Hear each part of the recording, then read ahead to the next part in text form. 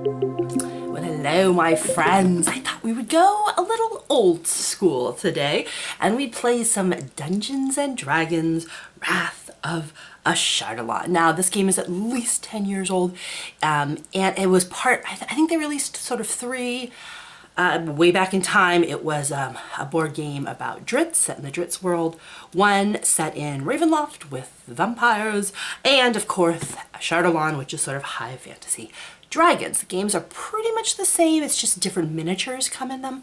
It's a good old-fashioned dungeon crawl, so you sort of pick what world you would enjoy and run with it. They've since come out with a couple more, and they're all intercombinable. So all of these games you can mix together to one big giant monstrosity of a game.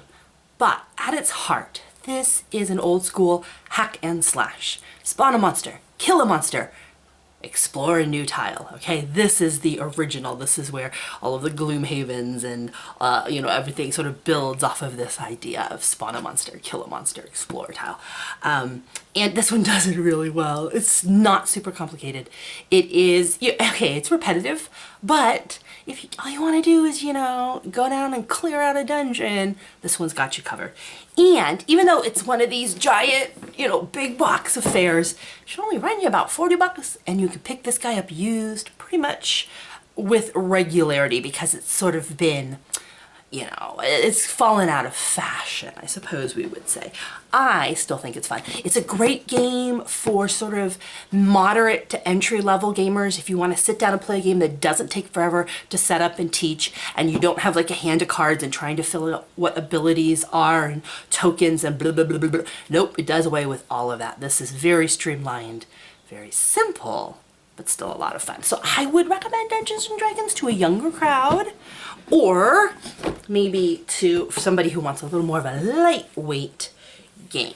So there is this adventure book, and it comes with a total of 13 adventures. Now your character doesn't level up and gain new abilities and new items and blah, blah, blah, blah, blah throughout the adventure. That's not what this is. So you play your adventure, you reset your character, you play your adventure, you reset your character. There is sort of an overarching storyline, however, that you're playing through, and that's sort of the scenario, I guess, base of the game. But what's really cool about this one, I think, is the fact that the first adventure is designed for one hero. Lovely. I love this when games do this. They say, hey, you know what? Sit down, play this game by yourself. We're going to give you a nice basic beginning level adventure so you can figure out how everything works. Then go on to adventure 2, call up your buds, and play, and you'll be able to just explain and teach and go without really referring back to a lot of rules. There aren't a lot of rules in this game. And the other nice thing too, like I said, because you reset between every scenario, you don't need the same 4 people to show up for 3 hours every week for 6 months, all right? You can come and go in this one. There is no real sort of continuity. So I thought, just for a bit of old school fun, we would start off with Adventure 1, learn how to play, do a day in the life of the hero, and then, assuming, we survive the adventure, I'm pretty confident we will, I'm not toot my own horn here or anything, we'd move on for Adventure 2, and this is for 2 to 5 heroes. Now, normally when you play solo, you just play both heroes, we're all used to that, but I thought for Adventure 2, we could recruit a friend, and then on Adventure 3, we would recruit a third friend, and we'd slowly build our party up. And play through a couple of round scenarios of Wrath of Ashardalon. A couple of little sort of gray areas with the rules. I'll just teach you what I do. If you would like to head on over to Board Game Geek and read the debates, I welcome you to it. Again, I have I think this is copyright 2010, so there might be some editor or rules changes since then. I have not kept up on that, all right? So I'm just gonna sort of throw this out as a general disclaimer. I'm playing this circa 2010 rule set. Is there a new one or changes? Probably. Don't get mad if I play something that's been updated. This is just for funsies. Now the other cool thing about this game is for 40 bucks, my dudes, if you're a DMer or you play any other sort of tabletop game, they come with miniatures. Miniatures are all the rage. People spend hundreds and hundreds of dollars now to buy a bunch of miniatures. For 40 bucks, you get just a wonderful little set of, basic old school D&D minis. And I believe all of these monsters are in D&D 5e, whatever it is up to now. So you can directly import them into a tabletop game. So, the cave bear, we've all seen these before. We have some little kobolds.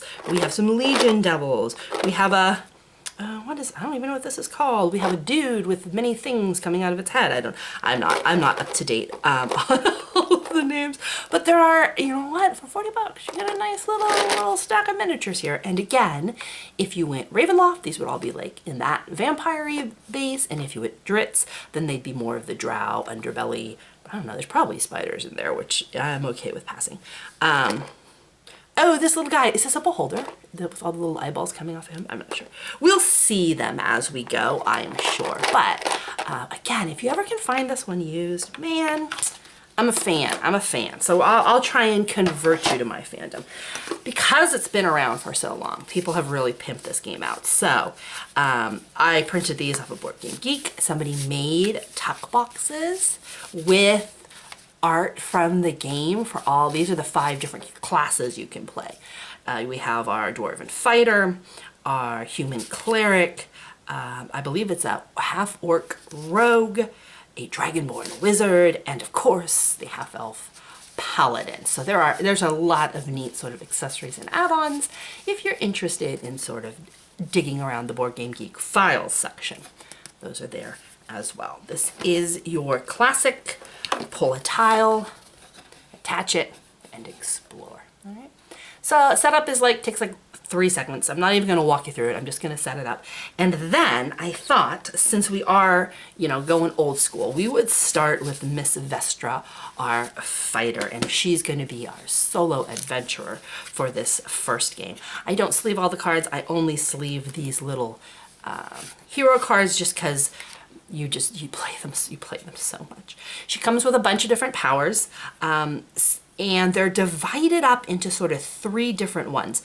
The first one she comes with are 2, or what are called at-will powers. Okay, I think there's more than 2, but your at-will powers are the ones you can use. Think of them as like cantrips, right? You can use them over and over again. They never run out. You never have to long rest. There's none of that gobbledygook in here. But your at-will powers are the ones you get to use all the time. There's 2 other ones. Oh, sure, strike, there's another one. And those are what are called daily powers, okay? You get to use these once during the scenario. You use them one time, and then you flip them over, and that's your use for the day. They are out of the game.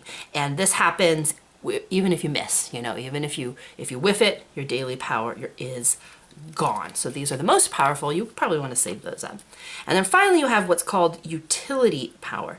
And these are also flip over once you use them, but sometimes they'll say flip over if you actually hit. So they're a little more forgiving. So if you whiff your attack, you still have your utility power up and going. So we'll start with a couple. We'll start with a couple of these. Like I said, you don't upgrade or change. These are what you use for the entire game. And so there isn't a lot to keep in mind. It's just a much simpler pared down game. But let's start with Miss Vestra, our fighter, and do a day in the life of the hero and see how this game works.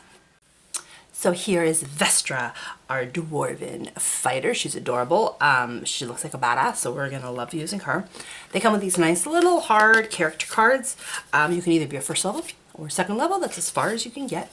And it has sort of the usual, if you've ever played any kind of adventuring game, you'll recognize these: armor class, hit points, speed. Surge value is sort of what they heal up to, as well as she has sort of a character, or is it a race trait? I'm not sure what it is called.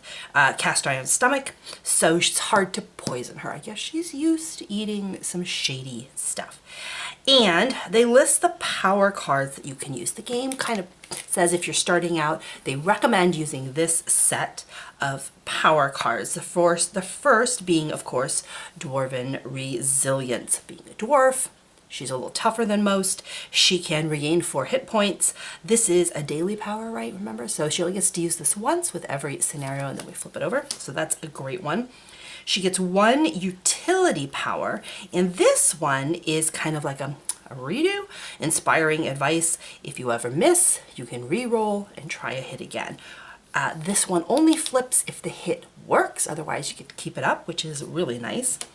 2 at-will powers. These are the ones she uses over and over again. They never exhaust, they never run out, and those are whack 1 monster next to you, sure strike, you love it.